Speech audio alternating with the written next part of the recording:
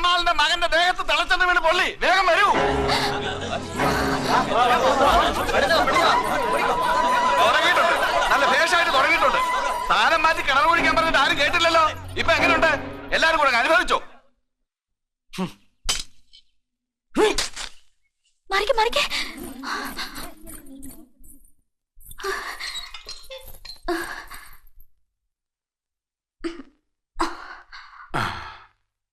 നല്ലേ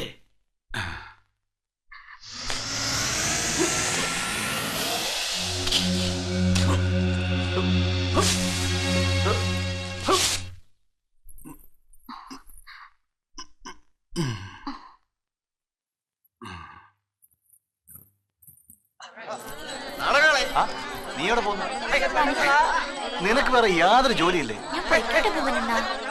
ആ ശരി ശരി. ആ പണിക്കാർക്കൊക്കെ ഊണ് ശരിയാക്കിയിട്ടുണ്ട്. അതുമായിട്ട് ഞങ്ങൾ വന്നേക്കാം. പറഞ്ഞേക്കാം.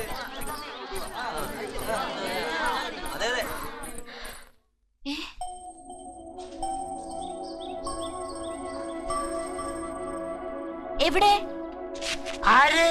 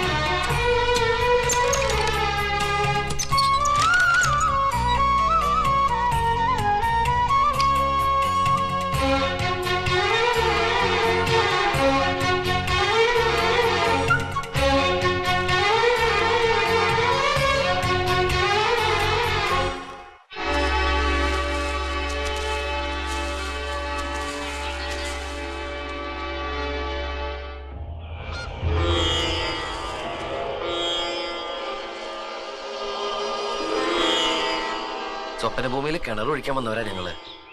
തുടക്കത്തിൽ ഒരില അനങ്ങിയ വഴക്കുമായിട്ട് വരുമായിരുന്നു സ്വപ്നഭൂമിക്കാര്. ഇപ്പോ 8-10 ദിവസമായിട്ട് യാതൊരു കുഴപ്പമില്ലാണ്ട് മുന്നോട്ട് പോവാ. ഇനി വെള്ളം കിട്ടണമെങ്കിൽ സ്വപ്നഭൂമിയിൽ ജനിച്ചു വളർന്ന ഓരോരുത്തരുടെയും പ്രാർത്ഥന ഉണ്ടായി തീരൂ. ഞങ്ങൾക്ക് കിട്ടിയ ഭക്ഷണത്തിന്റെ ഒരു പങ്കാ. സുമംഗലിയാക്കന് ഞങ്ങൾ താമസിക്കുന്ന വീടിന്റെ ഒരു മൂലയില് വേണേല് ആരും അറിയാതെ അന്തി ഉറങ്ങാം. അത്താഴം മിച്ചം വല്ലതും ഉണ്ടെങ്കിൽ അതും കഴിക്കാം. വാ.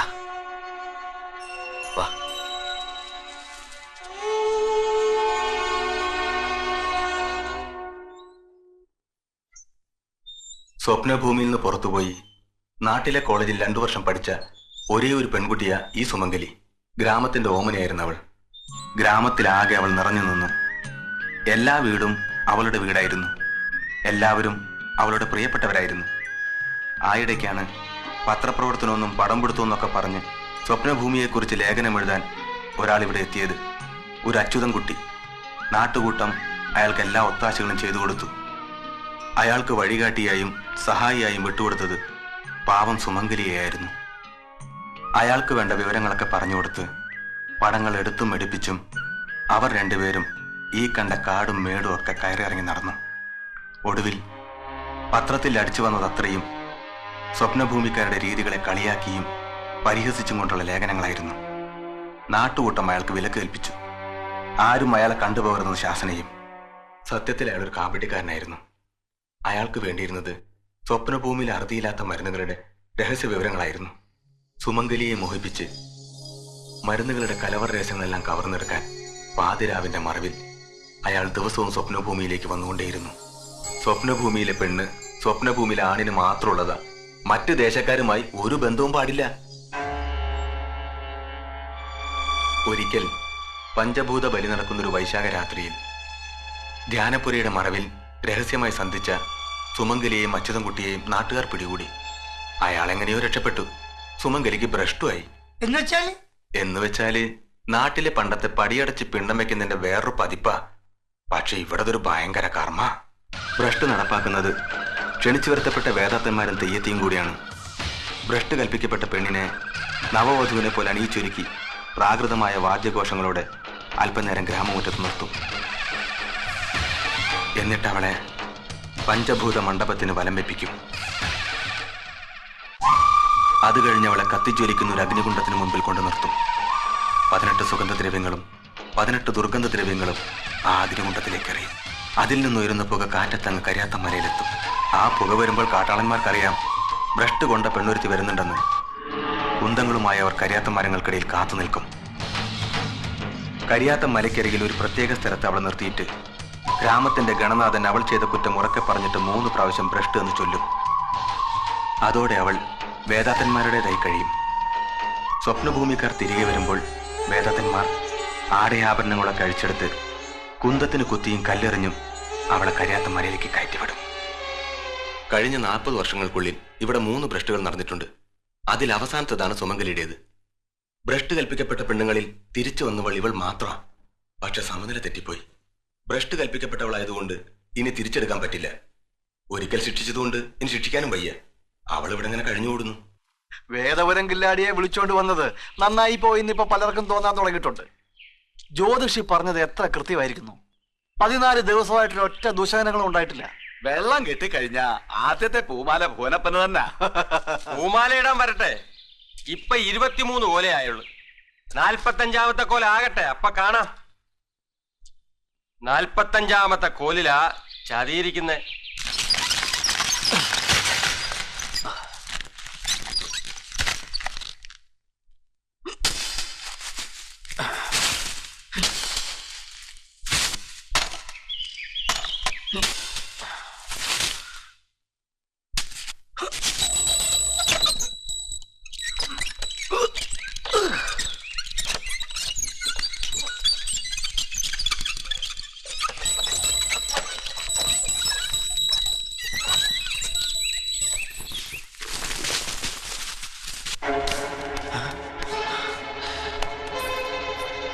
എന്റെ ഈശ്വര,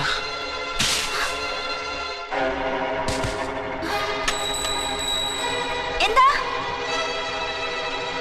എന്താ ശബ്ദം കേട്ടെ? എന്താണ്? എന്താ? ആ തൊട്ടിയും തഴക്കട്ടെ. ഇടിക്കണോ?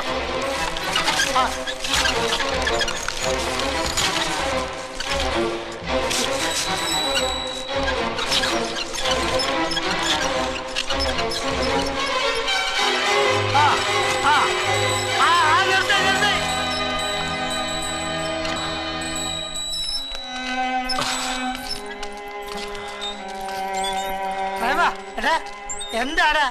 എന്ത് പറ്റിയടാ? എന്താ എന്ത് പറ്റിയടാ പ്രേമ? എന്താ എന്താ ഉണ്ടേ?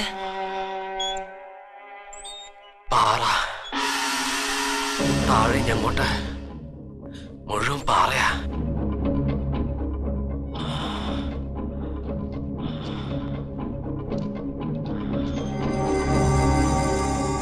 എന്താ എന്ത് പറ്റി? പാറയോ?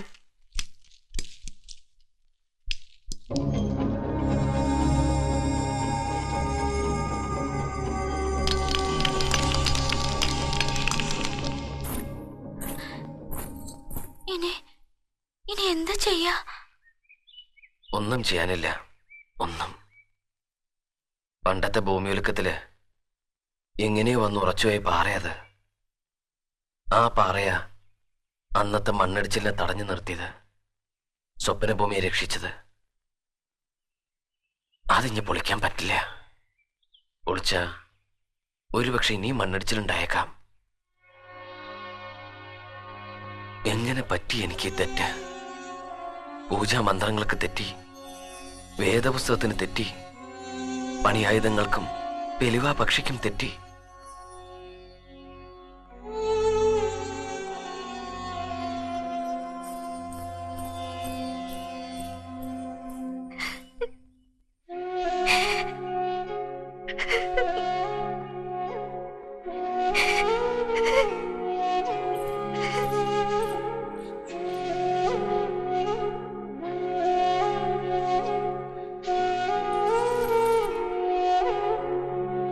ഈ മേസ്ത്രിയുടെ കാലും കൈയും തല്ലി ഓടിച്ച കിണറ്റിനകത്തിട്ട് മൂടുക വേണ്ടത്. എത്ര പ്രാവശ്യം പറഞ്ഞു വേറെ സ്ഥാനം കണ്ടുപിടിക്കാൻ? ഇപ്പോഴെന്തായി? ഇയാളുടെ ശാസ്ത്രവും ആചാരവും ഒക്കെ പഠിച്ചില്ലേ? കില്ലാടിയെ മാത്രം കുറ്റം പറഞ്ഞിട്ട് എന്താ കാര്യം? നമുക്കും തെറ്റുപറ്റിയില്ലേ? ഉടുക്ക് ശകുനം പറഞ്ഞു, ദൈവ നിമിത്തമായിട്ട് വന്നു, പാരമ്പര്യം അനുസരിച്ചുള്ള സ്ഥാനവും നിശ്ചയിച്ചു. പക്ഷേ മണ്ണിനടിയിൽ ഇങ്ങനെ ചതിയുള്ളത് ആരറിഞ്ഞു? അറിയണല്ലോ. വേറെ ആരറിഞ്ഞില്ലെങ്കിലും കിണറുകുഴിയുടെ സകലമാന ശാസ്ത്രം അറിയാമെന്ന് പറഞ്ഞ് നടക്കുന്ന ഇവനറിയണമല്ലോ.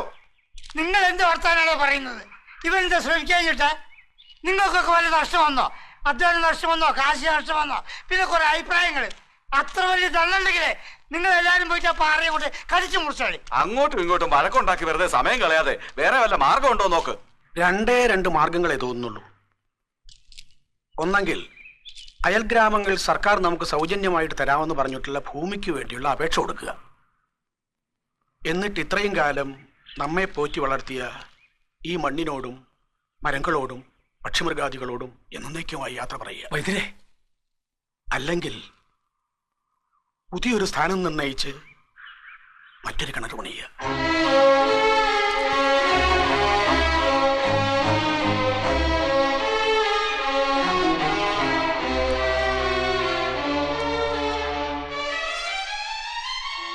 ഒന്നും ആവശ്യപ്പെടാനുള്ള അവകാശം ഞങ്ങൾക്കില്ലെന്നറിയാം. എങ്കിലും ചിലതൊക്കെ പറയണമെന്നുണ്ട്.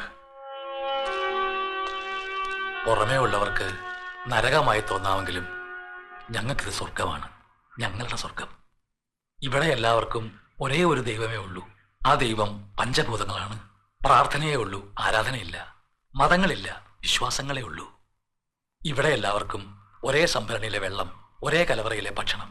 ഇവിടെ കളവില്ല, ചതിവില്ല, ശത്രുതയില്ല, രോഗങ്ങളുമില്ല. ഈ ജീവിത രീതിയുമായി ചേർന്നുപോയി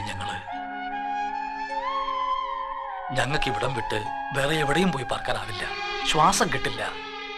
അതുകൊണ്ട് എല്ലാവരെയും സാക്ഷി നിർത്തി താണുകയാണ് അപേക്ഷിക്കുകയാണെന്ന് വിചാരിച്ചോളൂ. വേറൊരു സ്ഥാനം കണ്ടെത്തി ഞങ്ങളെ രക്ഷിക്കണം.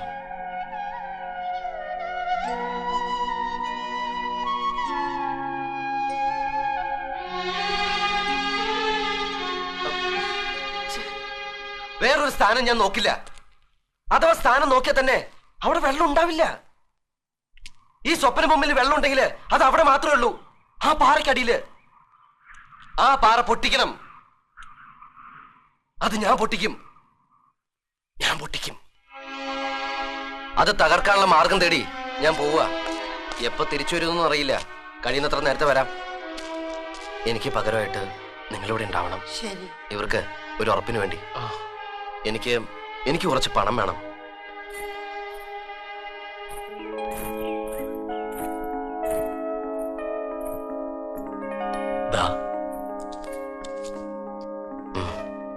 പോയിട്ട് വരാം.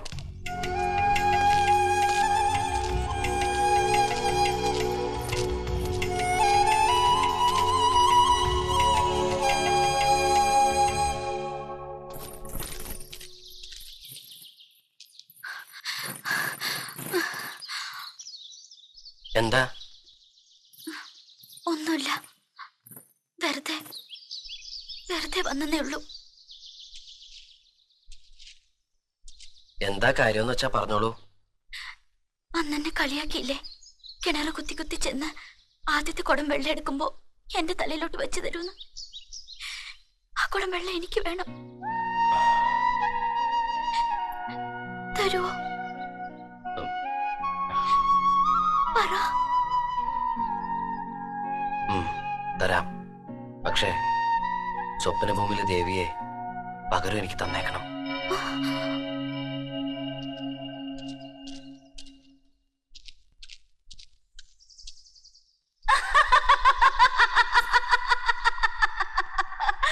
ആ ദേവി നീയാ,